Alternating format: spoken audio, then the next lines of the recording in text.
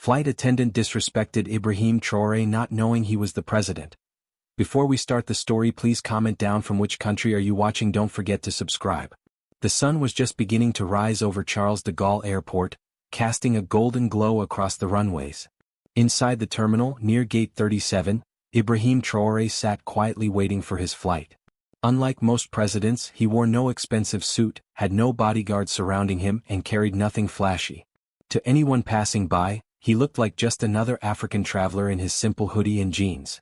But this man was no ordinary passenger, he was the president of Burkina Faso. Ibrahim preferred traveling this way, humble, private, and quiet.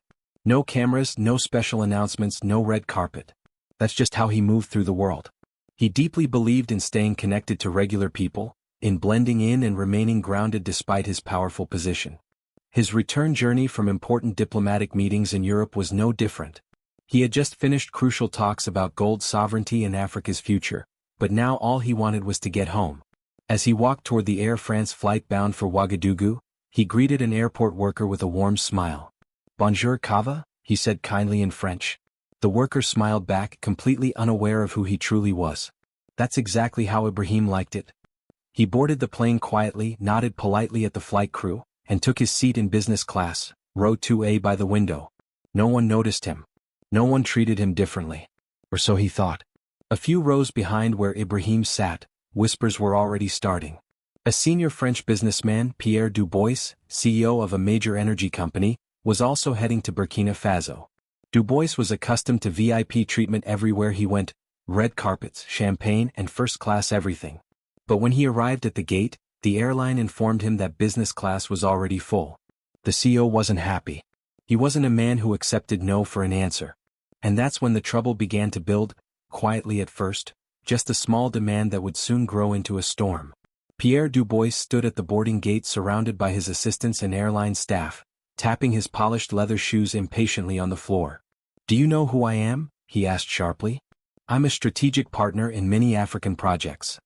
To him, this meant rules simply didn't apply. He demanded a seat upgrade immediately. The gate agents scrambled nervously. They whispered among themselves and checked their tablets repeatedly, but the truth was simple: business class was completely full. All seats were taken. Still, the CEO insisted. That's when the airline called over a senior flight attendant. She was tall, white, and dressed in a crisp Air France uniform. Her name was Claire, and she wore a cold, forced smile as she walked onto the plane to handle the situation. Once inside, Claire scanned the cabin with sharp eyes as if hunting for something, or someone. Her gaze paused when it landed on Ibrahim, a dark-skinned man in seat 2A sitting quietly reading something on his phone. She looked him over, no expensive watch, no assistant nearby, no visible signs of wealth or power, just a black man in a hoodie. She leaned toward another attendant and whispered something. "Probably a mistake," she said under her breath.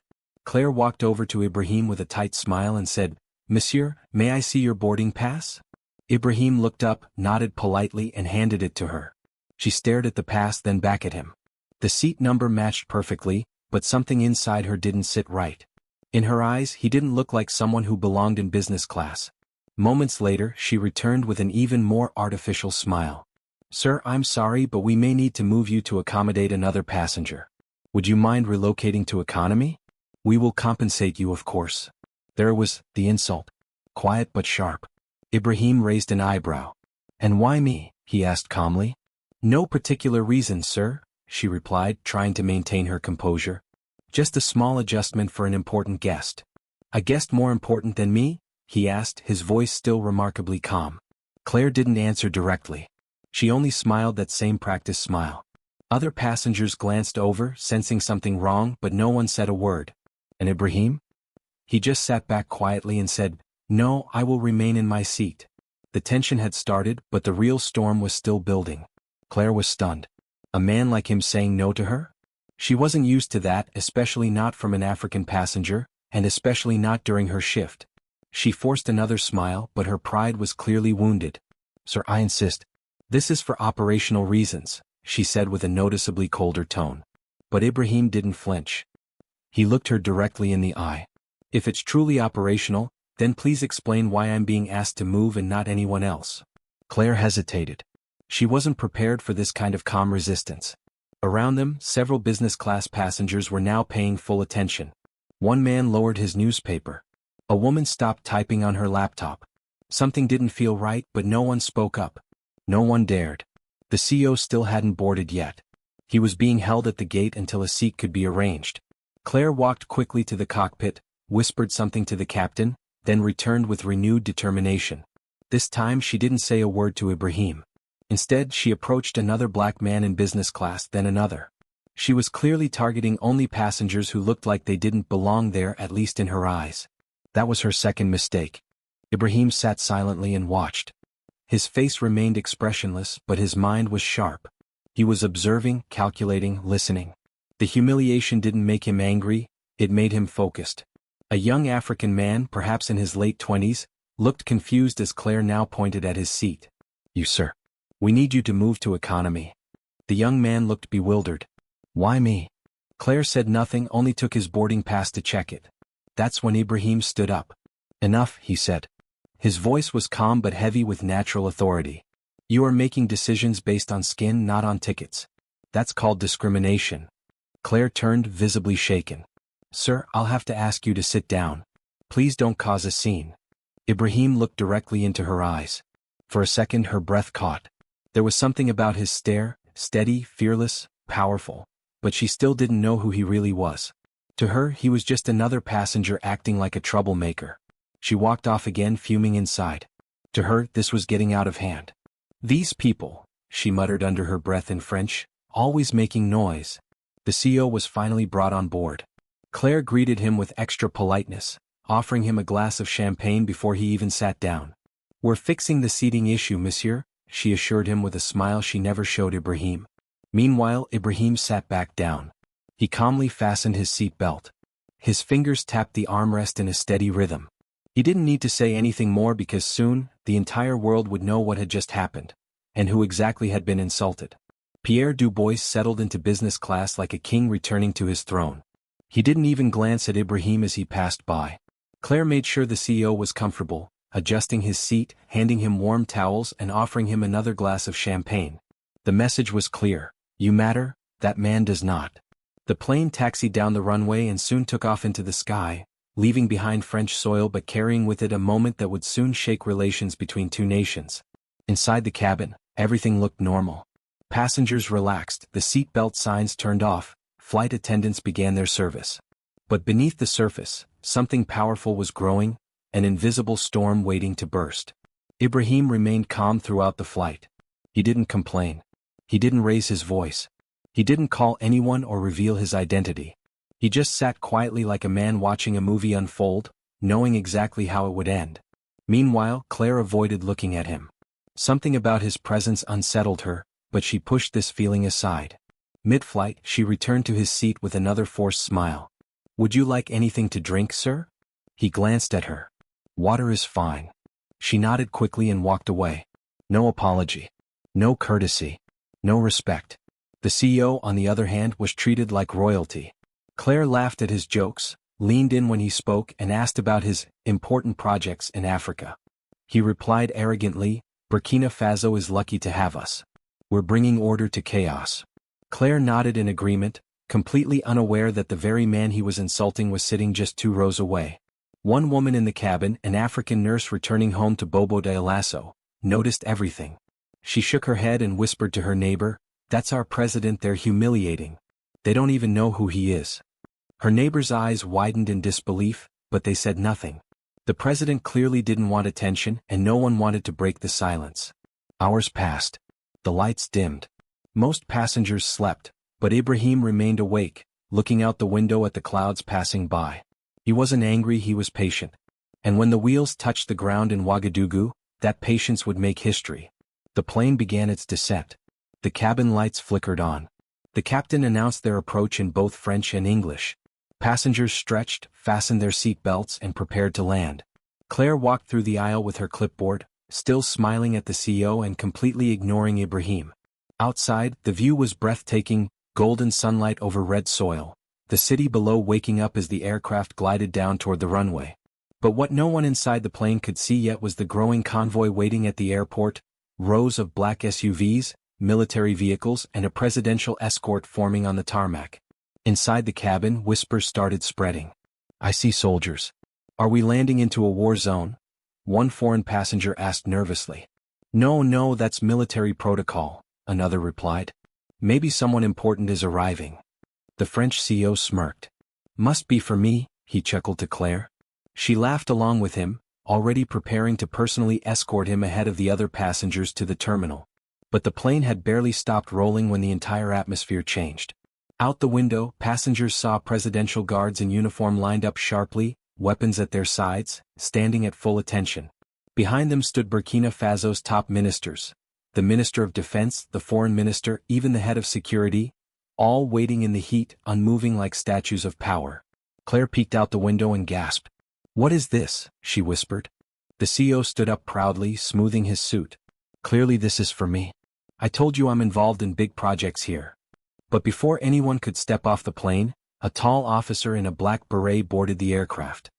His boots echoed on the floor as he walked slowly down the aisle, scanning every face. He stopped at seat 2A. He raised his hand to his forehead in a perfect military salute. "Monsieur President," he said loudly. "Welcome home." The entire cabin fell silent. You could hear hearts stop beating. Claire's face dropped. Her eyes darted between the officer and the man she had looked down on for the entire flight. Her hands began to tremble. Ibrahim slowly stood up, calm, dignified, not a word spoken. The CEO took a step back, his mouth slightly open. "Pre-president?" he stuttered. "That man?" Ibrahim turned and gave him a simple nod, not angry, not proud, just a man who no longer needed to say anything. Another officer stepped forward. "We have instructions," he said coldly, looking at Claire and the CEO. "You two will come with us immediately." "Wait, what?" Claire whispered, panic rising in her voice. "Why me?" "You are being detained for questioning," the officer replied sharply. "You have publicly disrespected the head of state on national soil. That is a serious offense." Claire tried to laugh nervously, looking around for support. No, this has to be a mistake. I was just doing my job." But no one listened. Ibrahim stepped off the plane and was immediately greeted by his people, his guards, his ministers, and beyond the airport fence, a cheering crowd that had gathered when word spread of what happened. Cameras clicked rapidly. The nation's leader had returned, but this time everyone knew the truth. He had walked among them as a regular man, and those who had judged him by appearance alone would now face consequences. Back on the aircraft, Claire and the CEO were both being led away in handcuffs. Passengers watched in disbelief as they disappeared down the steps, heads lowered, their arrogance completely crushed. And that was only the beginning. The tarmac blazed under the Burkina Faso sun, but all eyes were on the two people being escorted away. Gone were their smug smiles. Gone was the arrogance. In its place, panic, confusion, and disbelief. They were led into two separate black vehicles, surrounded by elite presidential guards. No one said a word to them, not even the officers. The silence was louder than any shouting. It was the silence of power being reclaimed, of dignity being defended. Inside the terminal, President Ibrahim Traoré stood before a small press gathering. He spoke calmly without anger, but his words were sharp and unforgettable. "In Burkina Faso, we don't look at a person's skin to measure their worth. We don't bow to money or old colonial habits. Here we respect dignity, humanity, and our people. That is the new Africa." The story spread like wildfire. Videos leaked online, footage of the arrests, images of the military saluting Ibrahim, news clips showing the CEO being escorted away looking like a child caught stealing. Social media exploded. Hashtags like #RespectAfrica and #IStandWithBurkina trended globally. African youth across the continent celebrated, cheering a moment they'd never forget. At the Ministry of Justice, Claire and the CEO were formally charged with public insult and discrimination toward a head of state, disrespect on Burkinabe soil, abuse of power, and attempted intimidation. The French embassy tried to intervene. Phone calls were made. Diplomatic requests poured in. But Ibrahim gave a clear response. "This is not a colony. This is a sovereign nation. They will face justice just like anyone else would." Meanwhile, Air France scrambled to control the damage. The airline issued a public statement within 24 hours, a clumsy apology filled with corporate language and empty regret. But it wasn't enough. Burkinabe citizens began calling for a boycott. Other African countries joined in solidarity. Claire, now locked in a detention center outside Ouagadougou, broke down in tears during questioning. "I didn't know who he was," she sobbed. "I was just following procedures." The investigator looked at her coldly. "You didn't need to know who he was. You just needed to treat him like a human being." The CEO, now facing potential legal action in both Burkina Faso and France, tried to use his influence to escape the situation. But the court made a powerful ruling: no immunity, no special treatment. Let justice be equal for all. Ibrahim never gloated. He never once mocked them. He simply returned to the presidential palace and continued his work, building roads, empowering young people, strengthening the military, defending the land. But that moment on the plane became legend. A quiet man in a hoodie, a flight attendant blinded by prejudice, a CEO consumed by pride, and a landing that changed everything. In the weeks that followed, Air France was forced to implement new anti-discrimination training for all staff. The CEO's company lost several contracts across West Africa. Claire eventually issued a personal apology, admitting her actions were based on unconscious bias. The court sentenced them both to community service in rural Burkina Faso, building schools and villages and working alongside the very people they had looked down upon. It was a lesson in humility that neither would ever forget. As for Ibrahim Traoré, his popularity soared. Other African leaders began adopting his approach, traveling simply, connecting with regular people, standing firm against disrespect. A new era was dawning. When asked later why he hadn't revealed his identity on the plane, Ibrahim smiled gently. "Because dignity isn't about titles.